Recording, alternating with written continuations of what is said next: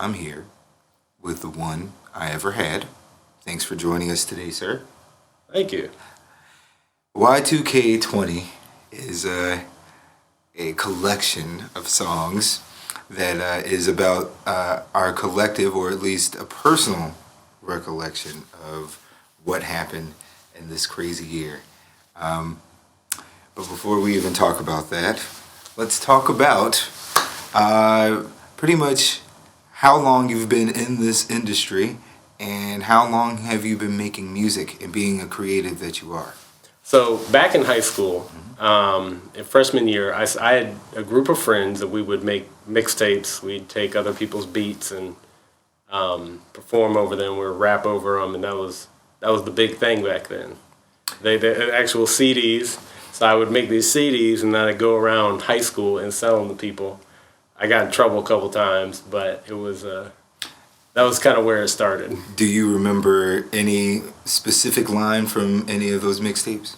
Oh man, there's this one. There's this one. It was called "So Many Haters," and then you remember Jay? He did the hook. It went like it said, "Tell me why there's so much haters." I actually remember Tell me why there's so much haters. See, I do remember that song. Yep. Oh man. So basically, going from that, I guess the evolution of everything, of pretty much what's happening in the world, and what's happening now. How do you think that you have matured since then? Is it basically a combination of life experiences, or is it more so just you really paying attention to your artistic vision? I think it's a combination of both. I've always kind of been. I like reading the news.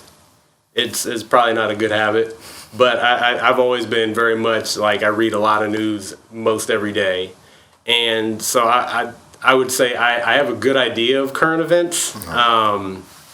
Sometimes you just read about things, and it's hard not to kind of empathize with people, especially where it's like something bad happens to people. Just getting a window into somebody else's life, I think, is very important, and I think especially as creators, to listen to what other people are going through, and maybe put that to music, kind of like try to empathize, write a song. As far as Y2K20, what was, of course, with all the things that were happening, going on in the world, it seemed like everything was happening at once. What was the tipping point for you to decide to finally say, hey, we need to make this album. My voice needs to be heard? So I had released the album last year in 2020 called OYA, Optimize Your Ambiance. It was one I had worked on mostly towards the end of 2019, early 2020, kind of pre-pandemic. I had recorded everything before the pandemic and released it in April. The way I work, I typically have kind of couple projects I work on at the same time. Normally kind of one big one takes up maybe 70% of my time, and then maybe one or two others that I kind of split that 30% from. Just so, because a lot of times when you're working on a project and you have one sound, it can get fatiguing after a while, and sometimes you just need a break just so you can come back with a different perspective. So oftentimes I'd have kind of different sound modes that I work in. And so I had finished that one. It had kind of a very 70s kind of funk, soul, rock vibe. And then so on the other side of that, I was working on this project that was very kind of electro funk, very 80s, very like synth wave in some cases. And I just had a couple songs I was playing around with. But it all had kind of a pretty dark vibe. And I had already started having a couple songs kind of touching on technology and how it interacts with our life. And then so finishing that and then just jumping right into it, it's like all of a sudden, all these songs, just to me became more relevant. I mean, for one, it's like we're interacting with technology a whole lot more. It's like at least for me, I was glued to my cell phone probably, for most of those first couple months in there. And then kind of dealing with that and kind of the tech addiction that comes along with it. This one song, How Do You Feel, where it kind of touched on, for me, just personally having a lot of anxiety and depression. I actually wrote that song while I was having a panic attack. And it just, all of a sudden, like, everything I had felt when I had started writing that song, like those emotions had just heightened, tenfold since the pandemic started, because you don't know what's going to happen. And it just was one thing after another. And it's like, what is happening? This is insane. Could this be the end of the world? Right. A lot of people, a lot of artists have decided to share their politics within music, and it feels like we're being inundated with that. Out of all these records in the world, out of even the artists that you've mentioned, Fela Kuti, Marvin Gaye, we can even put on the list, Curtis Mayfield and even Kendrick Lamar these days. Absolutely. What makes your music listenable, and what makes you think that you should be heard with this project? Well, for one, I think what I tried to do is actually take a lot of inspiration from some of those artists and actually have listenability. If you have a message but it doesn't sound good, nobody's going to listen. Presentation is everything.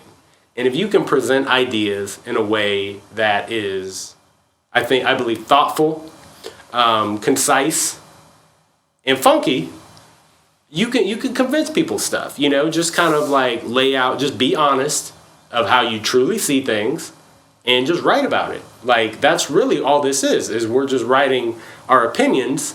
We're just putting some cool music to it. I am interested in having people listen to it because I want to see if some of the things that I felt and experienced were shared by others. And I would really like to see how people respond to that. And I would like to see if it's something where, oh, wow, I was going through that same thing, and your song kind of helped me in some ways. And I think that's important. I just want to be able to emotionally reach people. Let's talk about the album a little bit, because again, it's a really exciting one. Again, we already talked about pretty much the sequencing. We talked about how danceable it can be, and how much of a message that it has. But I was told by your producer that there's a video for every song? Yes. Really? Yes. Really? Yes. Okay. So these videos are, I guess, are they relatable to the song itself, or are they as dystopian as you are describing this album to be? A little bit of both. What I wanted to do is just kind of being in the year 2020 and living in it. I think everybody consumed a lot more media. And that became kind of the big thing. If we're in here, that's our only outlet to the outside world is through media. And to me, I think having a visual attached to each song gives it an extra layer. I think from like an art perspective, there's multiple sides to it. I've started kind of looking at songs as not necessarily a piece of audio, but as kind of, I don't want to say a statement because that sounds a little pretentious, but as kind of a whole, as a piece. So in where the audio is part of the piece, where the video is another part of the piece, and together it is a whole product. And I feel like that way, for me, I'm able to express my ideas better. Because there are some things you can say visually that you can't say audio.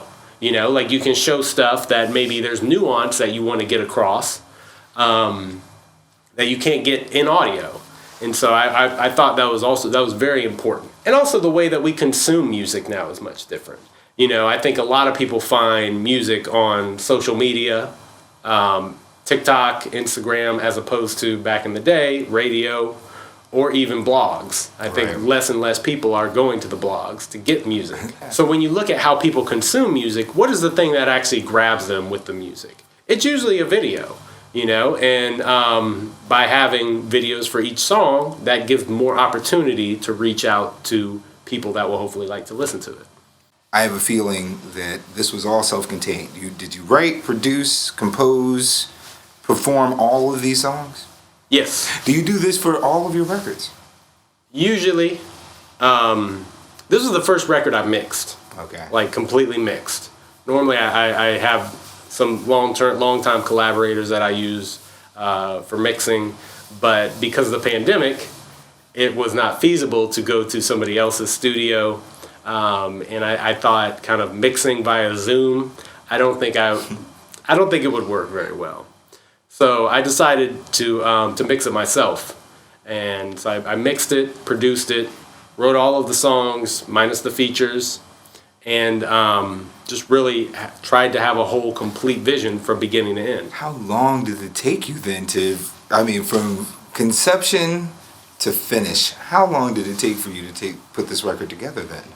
I'd say kind of with everything, including all the visual side, I'd probably about 6 months. 6 months? That sounds freaky. That sounds freaky fast to somebody who's never really done anything like that. 6 months to put. And how many tracks are in the album? There's about 22. 22? Yeah. In 6 months. Woo.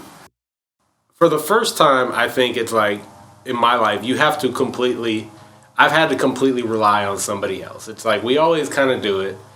We always rely on people to varying degrees. And I think a lot of times, as men especially, it's like there's the big thing, you can't ever show a crack. Right. And I think 2020 cracked a lot of us. And with that, it got to a point that I think for some people, and myself included, it's like I was as vulnerable as I probably ever have been in my whole life. Mm-hmm. And I was fortunate enough to have people around me that care and love me. And honestly, writing a lot of the music helped me so much because it helped me process a lot of these emotions and a lot of these feelings and thoughts in ways where they're not just rattling around in my head. It's like putting kind of a thought to paper and then to recording. I was able to process a lot of this stuff, so I didn't lose my mind. There were times where I legitimately thought I was losing it, and I was just getting very cynical. And I remember vividly last summer, like kind of in the middle of last summer, in the middle of the protest for racial justice, and seeing like American troops firing pepper spray and like on civilians. Not one of our finest moments. No, absolutely not. It was, and I was there in that moment, and I was just. I remember being with my wife and we had just a really good day. And I thought, well, this might be the happiest. This might be it. This might be the top. Like things could get way crazy from here. Is this the happiest I'll ever be? Is this it? Is this the peak? Is it all downhill from here? And it's a scary thought, but once you actually say it out loud, it's a little bit comforting. Because it's like, all right, this isn't scary anymore because I've acknowledged it. I've acknowledged this feeling I have that maybe this is the end of the world. And, when you say it's probably not. We've gone through a lot as a species. Right. A lot of terrible things, and a lot of things probably as terrible or more terrible than this. It's just now everybody sees it all in real time. Right. Again, masks are off.